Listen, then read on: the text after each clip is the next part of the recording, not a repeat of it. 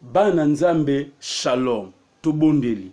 Seigneur na tondio na commission na ndengo permettre na kutana libota na yo na tina koyeba na kokabwana bango maloba oyo chena mitema na biso na poso oyo ya pasika. Lobela libota na yo na nzela na molimo mosantu elongo na biso na kombo na Yesu amen. Bana Nzambe tinito loba na lisolo ya Yesu Kristu Jésus Christ sacrifice et sacrificateur.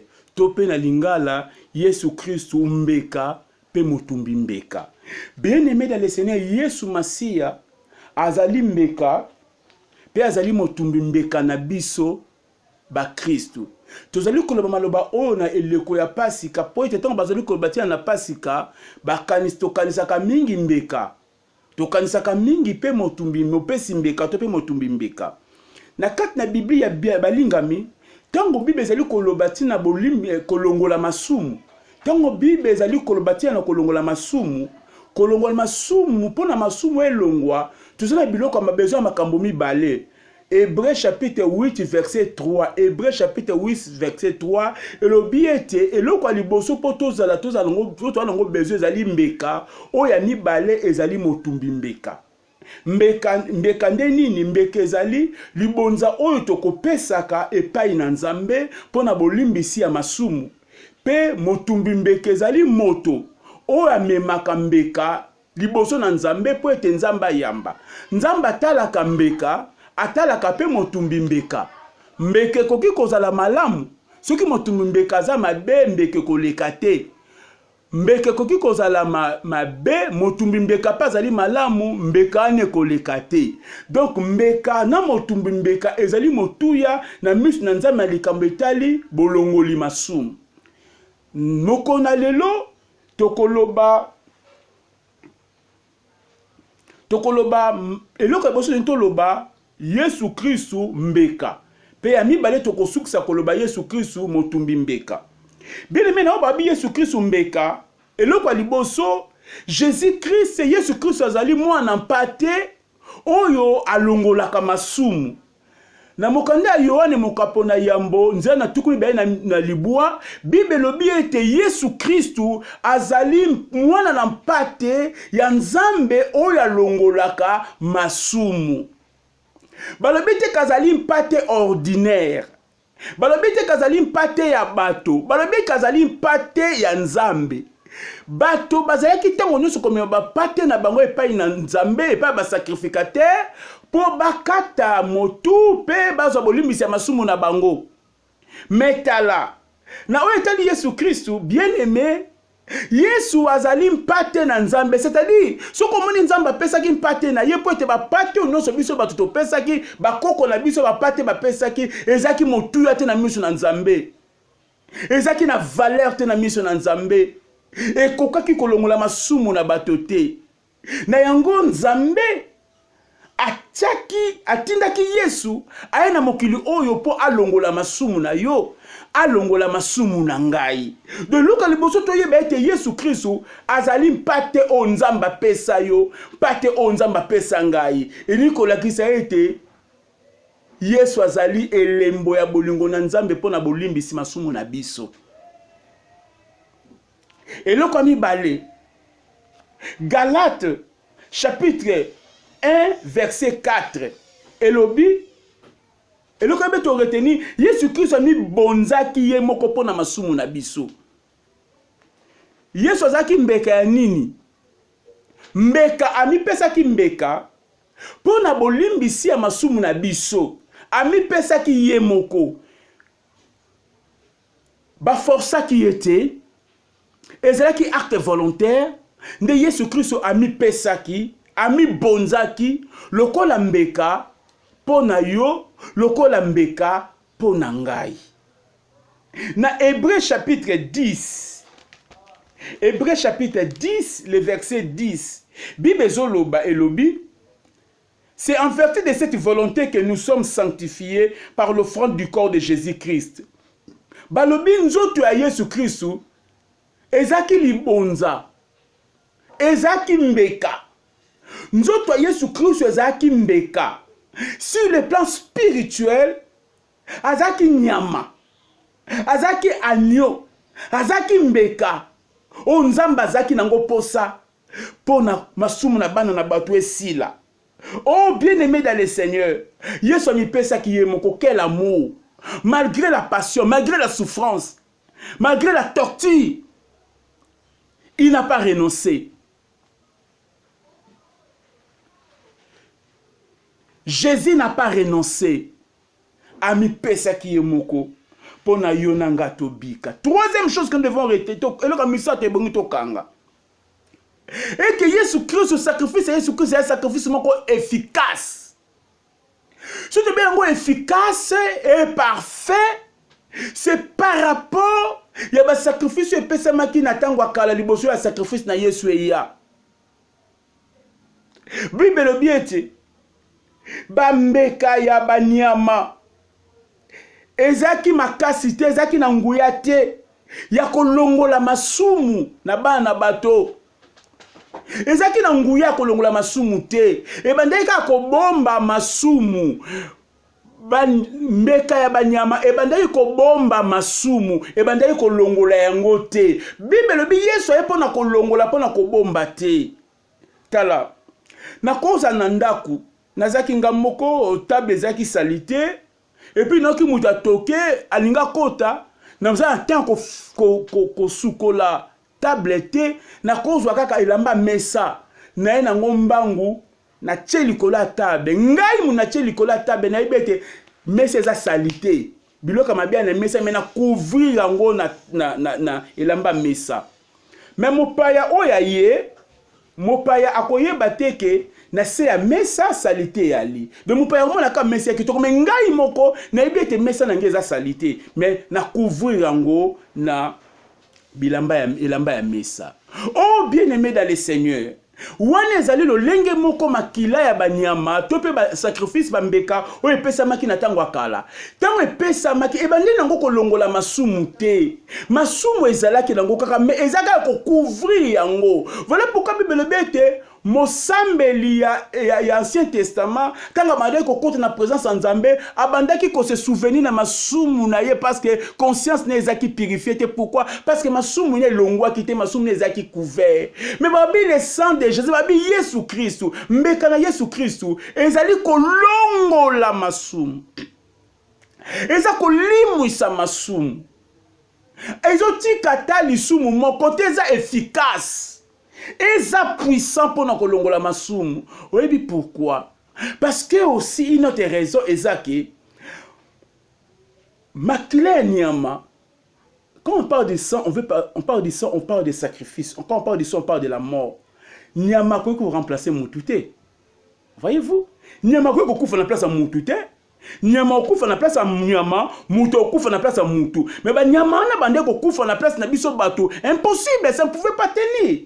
Ça ne pouvait pas tenir. Donc c'était juste une fois que ces gens-là avaient yakozela mukolo oyo moto moninga na bango moto akokufa na esika na bango.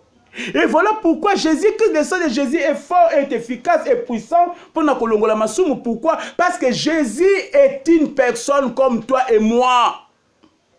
Jésus c'est une personne parfaite. Jésus-Christ c'est le second Adam. Adam est liboso. Akwisa mokila mema mokina lisumu. Mais Adam emi bale Yesu Kristu. Akwisi mokila lisumu te matomboli le mokila longo lisumu na mokili. Abikisi mokili. Oh bien-aimé dans le Seigneur, tolingaye.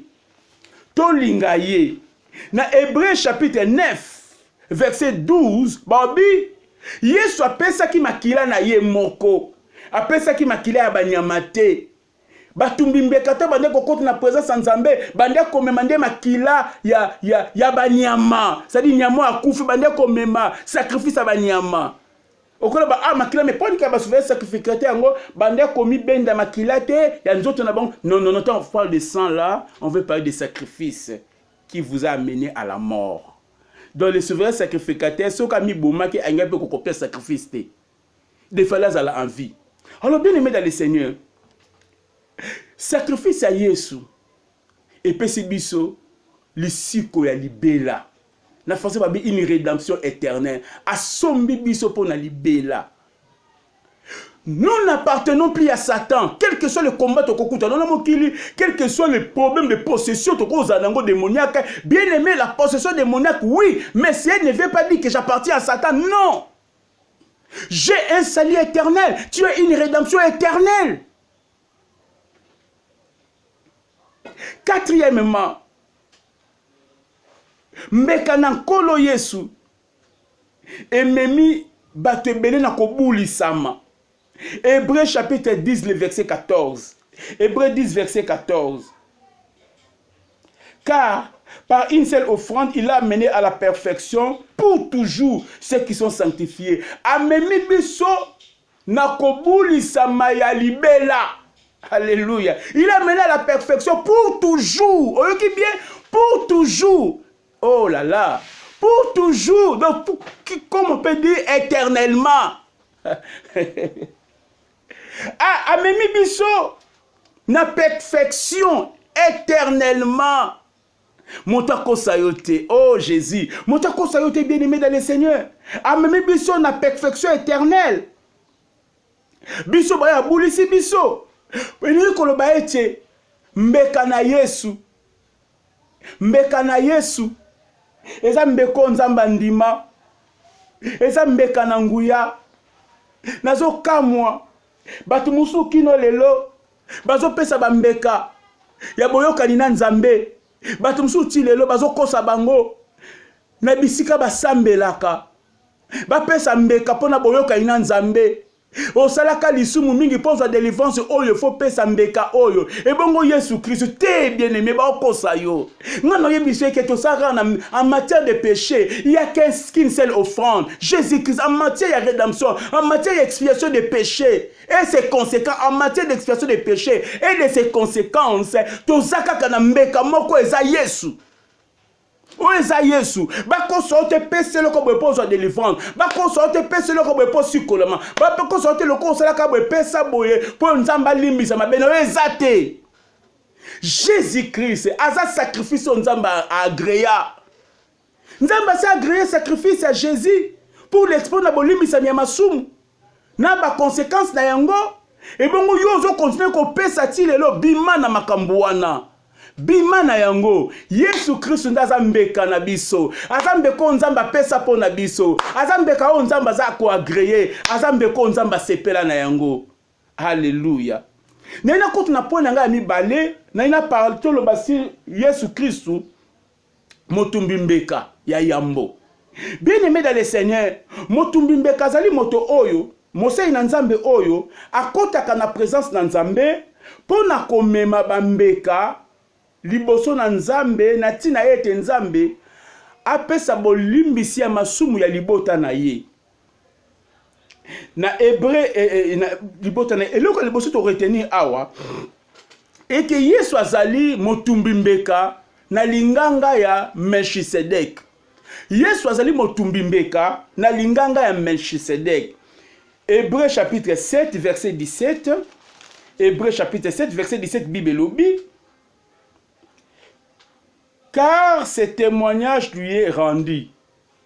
Tu es sacrificateur pour toujours, selon l'ordre de Melchisedek. Au moins, témoignage au balobi angopo na Yesu Masia. Balobi na ye, ozali motumbu mbeka ya libela, kolandisa linganga ya Melchisedek.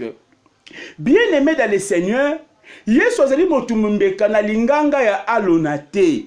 Azali motumbu mbeka na linganga ya Melchisedek. Pour être na linganga ya Alona, pour la sacrificateur, il faut un attribut ya Lévi, ndeko pesa yo ndingisa, avec d'autres conditions bien sûr, ndeko pesa yo ndingisa ozala motumbi mbeka. Nzokande Yesu azali motabimaki na libota ya Bayuda. Lokola bimena libota ya Bayuda, azalaki exclu ya kozala sacrificateur ou souverain sacrificateur na ordre ya Aaron.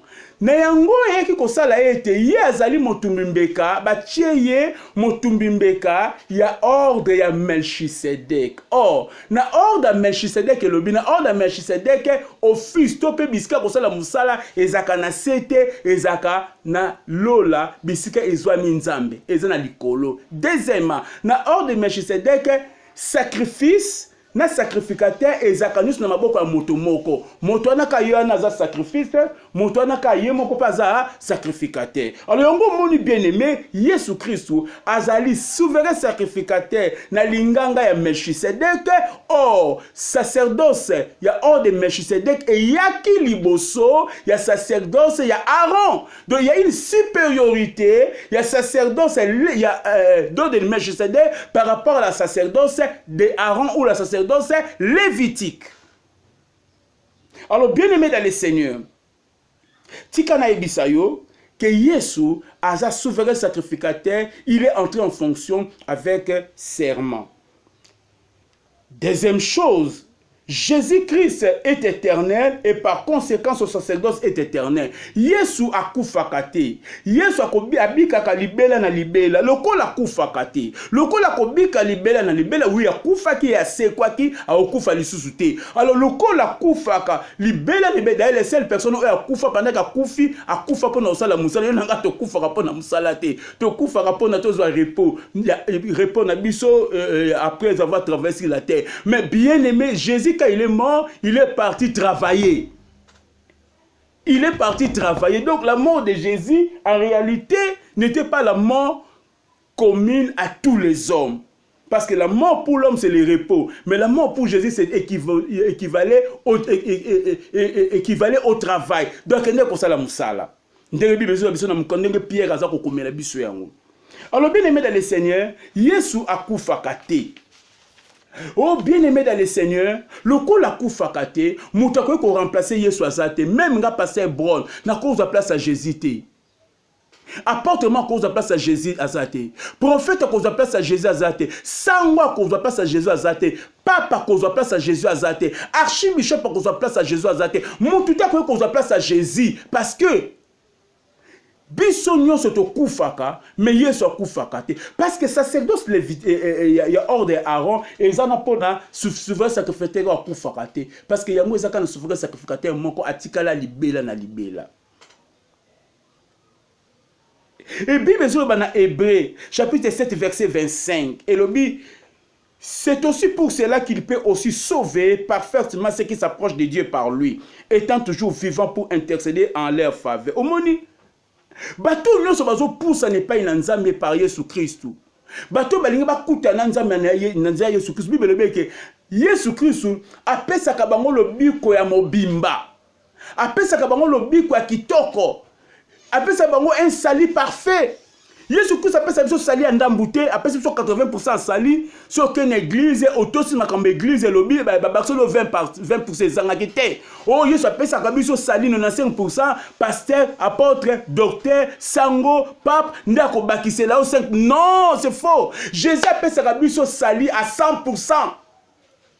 Ce n'est pas l'église qui nous donne le salut, c'est Jésus. Babi bato nyonso bazo poussa n'est pas naie. Après ça va un salut parfait. Yo no poussa n'est pas Jésus Christ te. Salut aux autres eza parfait te. Eza salut moko imparfait. Oko se rendre compte nango le jour où tu mourras. Que tu vas te rendre compte que ce que tu pensais être le salut, ezaki nango salité. Parce qu'il y a une seule personne qui peut donner le salut parfait. Cette seule personne-là, c'est Jésus-Christ. Et il donne après ça salut parfait. Il donne un salut parfait. Et non pas seulement il donne le salut parfait, mais il continue après t'avoir donné le salut parfait, il continue à intercéder pour toi. Parce que lui, il ne meurt pas, il est toujours vivant. Il est toujours vivant, il ne meurt pas. Oh bien-aimé, quel sacrificateur, quel souverain sacrificateur. Bien-aimé, moi je suis dans la joie de connaître ce Dieu-là. Je suis dans la joie de connaître ce Jésus parce qu'il est mon sauveur. Et après avoir été mon sauveur, il est devenu aujourd'hui mon Seigneur. Je soumets ma vie à son autorité. Je soumets ma vie à sa volonté parce qu'il m'a sauvé pour ça. Et je pense que c'est là, ça sera aussi le cas pour toi. Troisièmement, Jésus est le souverain sacrificateur excellent. Bien-aimé, Yesu azali motumbi mbeka ya yambo oyo aleki nyonso ata eloko mabe kati na ezate tokoki komona eloko mabe kati na Yesu te aza souverain sacrificateur excellent. Il y a le pourquoi on est excellent parce que d'abord akufa kati aza éternel. Ba oh nyonso ya banana arona bana na eba kufa bazaka sous lelo. Mais Jésus-Christ il est là. Alléluia. Deuxièmement, Jésus-Christ aza saint, aza innocent, aza sans tâche. C'est-à-dire à tout bela tali sumu moko te pomi tumba ami pes bonzambeka. Mais bas Aaron na batumsu ba tout belaka, ba tout bana ko tout bela pour ni pas se ba eba que te soko tout belité. Au continent masumu na yo. Soko sali expiation masumu na yo te. Avant qu'on na présence nzambe okokufa na présence na ye parce que présence nzambe qui salité. Mais Jésus Christ bien-aimé asala lisumute aza mo santu atatache ya kat na ete aza mo sika na bato masumu babi il est plus élevé que les cieux atomba naza likolo koleka mapata. Voilà pourquoi on a dit si bino était bien-aimé Jésus-Christ est le souverain sacrificateur excellent.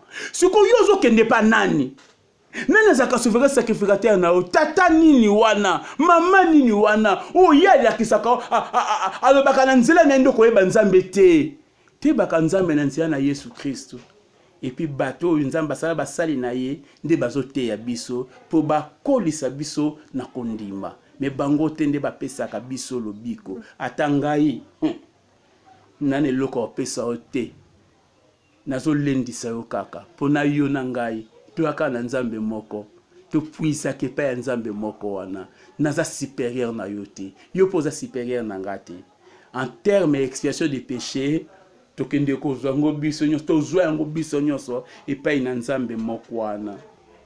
Quatrième chose à retenir,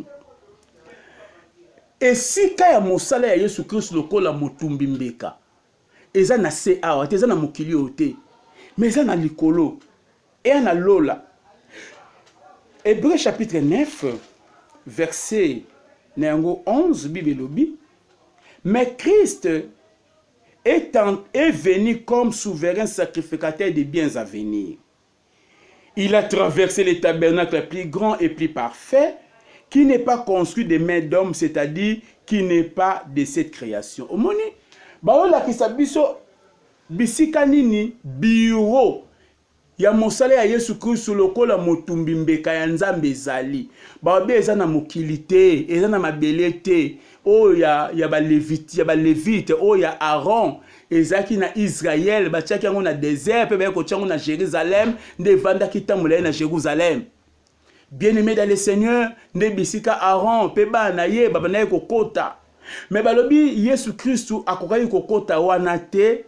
Parce que Yesu Christ azalaki na libota ya alonate azaki mutu ya tribu de Juda mutu ya tribu de Juda moko te ezaki tribu ya bakonzi ya ba roi mais ezaki tribu ya ba sacrificateur te. Voilà pourquoi Yesu akokaki kozala sacrificateur te souverain sacrificateur te mais Yesu azaki souverain sacrificateur ya hors de Melchisedec et souverain sacrificateur hors de Melchisedec office na ye bureau na ye ya travail ezalaka wapi ezali na lola na likolo et pas nzambe azali po ete Bible obe que Yesu Christ atambolaki atraversaki tabernacle céleste, c'est-à-dire tabernacle ya likolo. De la même manière qu'il y avait un tabernacle sur la terre, il y avait aussi un tabernacle au ciel. D'ailleurs tabernacle ya likolo ezala avant tabernacle ya Moïse. Parce que tabernacle Moïse ezali en imitation ya tabernacle ya lola. Tabernacle lola ezali pona Yesu asala musala na ye. Yoka malamu. Yesu ibongaka mema makila na ye na bureau na ye o ezali na lola. Et Bible lobi apesaki makila na ye mbeka na ye na lola. Apesaki mbeka na ye na lola. Bien aimé, tel a quelque chose qui s'est passé. Ndeni Yesu apesa mbikane quand est-ce que Yesu apesa mbikanae? Bien monsieur toke na mokanda ya Jean chapitre 20 verset 17. Tango Yesu asekwi basi bamonaki moko na bango alinga simba ye. Yesu alobi ko simba ngate. Pono na mkei epa ya tata na ngai te. C'est-à-dire soki na uti epa tata na ngai na ye nde bokoki kosimba ngai. Azo parler sur retour na été. Azo parler comme souverain sacrificateur en fonction. Mais tala siko na Jean chapitre 20, le verset 27. Tango abimeli ba yekoli o ba bomba maki pona ko banga ba Yuda. Abimeli bango Thomas o achaki tembe tanga bimeli liboso. Abina Thomas yo chaki tembe tenga na sekwaki. Ngai yo Thomas moto na tembe. Yaka sikoyo akosimba ngai. Tia mosapino na bapota na nga osimba soki eza ngai te. A permettre sikoyo asimbeli koloba ni. Elingi koloba asi autaki pa papa na ye. Na expliqué. C'est-à-dire Jésus-Christ quand il est mort, tango asekwi, il fallait que siko akende ko bonza makila na ye. Akelo bonza mbeka na ye na tabernacle céleste. Voilà pourquoi alataki déjà bilamba ya nganga nzambe sur le plan spirituel ou asela kango musala. Soki nganga nzambe asala ti bilamba na ya musala, akoki susu kosimba eloko eza ya masumu te. Yango lobaki na mwana mwasi wana kosimba ngai te. Pour ce moment ça simba ki alingaki asuye Yesu Christ. Yango Yesu Christ aboyaki. Ndesima Yesu Christ yaki tomba siko koswana bango. Yesu Christ mataki na lola. Na tabernacle céleste au bas est plus grand et parfait. Amataki na tabernacle céleste est plus grand et parfait. Ndekuna abonzaki makila na ye pe azweli biso babengi rédemption éternelle. Ndetanga silisi ngonde ayeko kita. Ayeko bimela bango. Ayeko bimela bango na chambre bisika ba bomba maki. Oh bien-aimé dans le Seigneur. Na ina yebiso loko moko. Mbeka Yesu Kristo za mbeka kitoko. Mbeka Yesu Kristo za mbeka elengi. Mbeka Yesu Kristo za mbeko nzamba sepea nango. Pe Yesu Kristo za moto oyo moto mbeka o nzamba andima. Andima libonza na ye pe andima ye moko. Lokola andima libonza na ye. Andima pe ye moko. Elingo lo baete nzambe andima ko pesa yo le pardon de tes péchés. Andima ko pesa bolimbi sa masumu na onyoso sala pe andima ko pesa yo bomo inaseko.